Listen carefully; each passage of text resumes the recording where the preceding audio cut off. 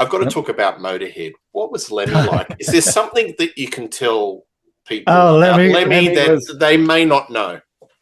Well, Lemmy was a little pussy. All right, well, that's a first. Guy. He's a lovely guy. When we did Motorhead, it was a great experience. So the first take, we're down there and everything, and they were very kind of difficult to record because Lemmy played very, very loud, and as you know, he strummed. He didn't pick; he just strummed. So it was kind of difficult to get clarity. But anyway, I sort of muddled through it. So the first playback we come up, and we got bass, drums, guitar, and I think we did a rough vocal, but you couldn't really hear it because the volume was so overpowering. So I'm doing the first playback on Overkill, and Lemmy goes, stop. And I stopped the tape, and I said, what's wrong? He said, the bass. I said, I'm thinking, maybe he didn't like the bass sound and blah, blah, blah. I said, what's wrong? He said, I can hear it. I said, well, of course you can. It's only bass, drums, and guitar. I'm not that bad an engineer. He said, no, I don't want to hear it. I said, well, I don't want to hear it either, but it's there. So anyway, he was a character, and again, well rehearsed from the point of view of what they were doing. But one day he went out, and I went down to play his bass guitar, and they did so much speed. There was so much sweat on everything. You couldn't move down. So I cleaned his guitar. He came in and he tried to play, and his hand slipped off the end, and he went and got axle grease and put axle grease on the guitar so he could play it again. And the drummer, he hit those drums so hard they kept moving up the studio, and we had bricks in there and everything, and we couldn't stop the bloody drums from moving because he was doing the double bass drums. I think he was one of the first to do double bass drums. In fact, started heavy metal, that genre off. So in the end, we got so frustrated. He said, hang on a second. He went outside and he got 2 6-inch nails, and he nailed his drums to the floor.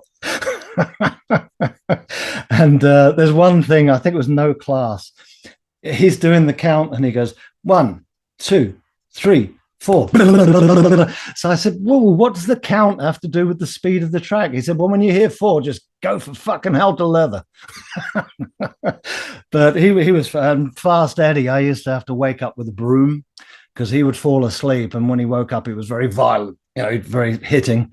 So I had to hit him with a broom, and he'd wake up trying to hit me. But very interesting band. But I did actually say to them, I can't do any more albums with you because I'm not being rude. I'm used to getting good sounds on things. I mean, I was an engineer that came from doing philharmonic orchestras into this, into that.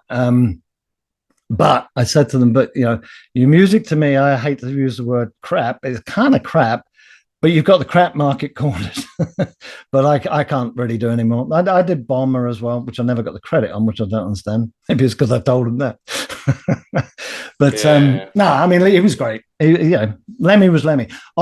First No Class, we had to have him sing it 30 times because he actually came in. He had a 4-octave voice. So when he spoke, you had like 4 octaves going on with all the stuff that was in his throat. He came in to sing this thing, and it came out as No Class. It was like, whoa.